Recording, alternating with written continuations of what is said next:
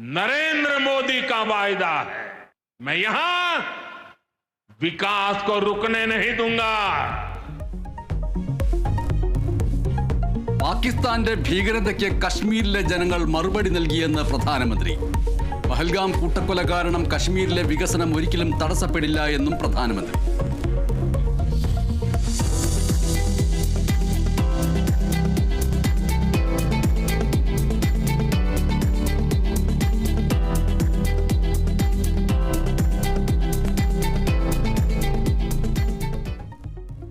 Chenab railway പാലം പ്രധാനമന്ത്രി രാജ്യത്തിന് സമർപ്പിച്ചു. ചെനാബ് നദിക്ക് കുറുകെയുള്ള പാലം ലോകത്തിലെ ഏറ്റവും ഉയരം കൂടിയത്. പാലത്തിന്റെ ഉയരം 395 മീറ്റർ.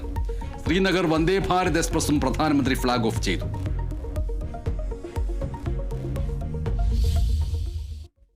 നീ വളഞ്ഞ നീ ഒരു പെണ്ണല്ലടേ.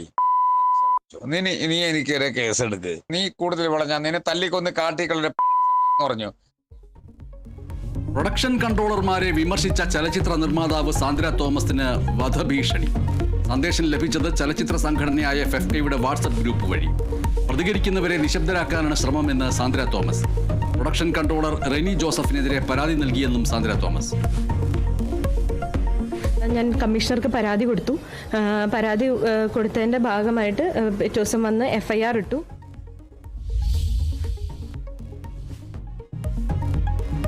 മുതിർന്ന കോൺഗ്രസ് നേതാവ് തെന്നല ബാലകൃഷ്ണപിള്ള അന്തരിച്ചു.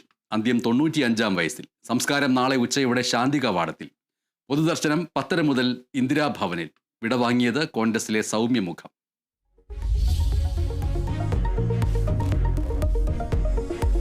നിലമ്പൂർ ഉപതെരഞ്ഞെടുപ്പിൽ മത്സരിക്കാനുള്ള ചെലവിന് തുക കണ്ടെത്താൻ പൊതുജനത്തിൽ നിന്ന് സംഭാവന സ്വീകരിക്കാൻ ഒരുങ്ങി PV അൻവർ.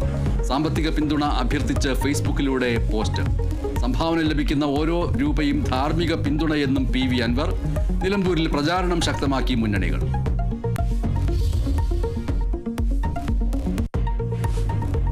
ബംഗളൂരുവിലെ IPL വിജയാഘോഷ ദുരന്തത്തിൽ RCB ടീമിന്റെ മാർക്കറ്റിംഗ് മേധാവി അറസ്റ്റിൽ.